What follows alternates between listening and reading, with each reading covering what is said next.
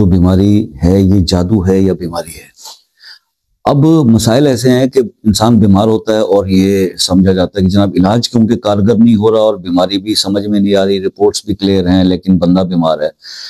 تو ہو سکتا ہے کسی کو جادو کا مسئلہ ہو۔ اچھا، اب جادو پرانے سے پرانا ہو یا کوئی بیماری ہو، اب اس سے چھٹکارا حاصل کرنے کے لیے آپ کو بہت ہی آسان سا سمپل طریقہ بتاتا ہوں، یعنی کہ پرانے سے پرانا جادو ہو یا کوئی بیماری ہو، یہ عمل کریں انشاءاللہ شفا مل جائے گی۔ کرنا کیا ہے، آپ نے صرف یہ کرنا ہے بھائی کہ 4 کل یعنی 4 صورتیں جو کل سے شروع ہوتی ہیں آپ سب جانتے ہیں، تو 4 کل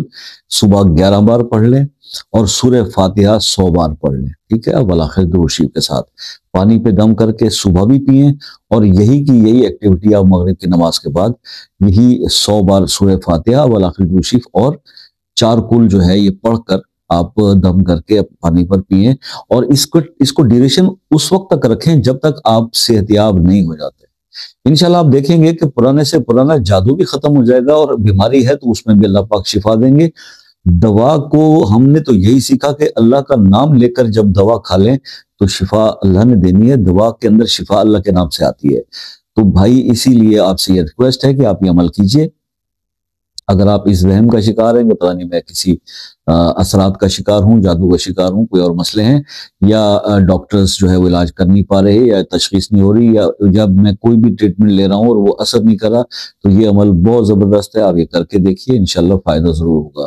اب آتے ہیں جناب اس بات پر کہ اگر پھر بھی آپ کو کچھ سمجھنا پڑے، کچھ پوچھنا چاہیں، کیونکہ مختصر ویڈیو میں شاید پورا ایکسپلین نہ کر سکیں، تو آپ واٹس ایپ پہ رابطہ کر سکتے ہیں شام 6 سے رات 10 بجے تک۔ اور اگر کسی مسئلے میں آپ پریشان ہیں اور وہ مختلف وظائف کر کے لوگوں سے رابطہ کر کے نہیں ہو رہا مسئلہ حل، تو آپ وہ مسئلہ اپنے نام کے ساتھ کمنٹ میں لکھیے، انشاءاللہ خصوصی دعاؤں میں اسے شامل کریں گے، اللہ پاک اس میں کرم نوازی فرمائیں گے۔ اور باقی اسی طرح سے آپ سے یہ ریکویسٹ رہتی ہے کہ دیکھیے واٹس ایپ پہ رابطہ کر کے وظائف کے اندر کچھ سمجھنے والی بات ہو تو وہ سمجھا کریں،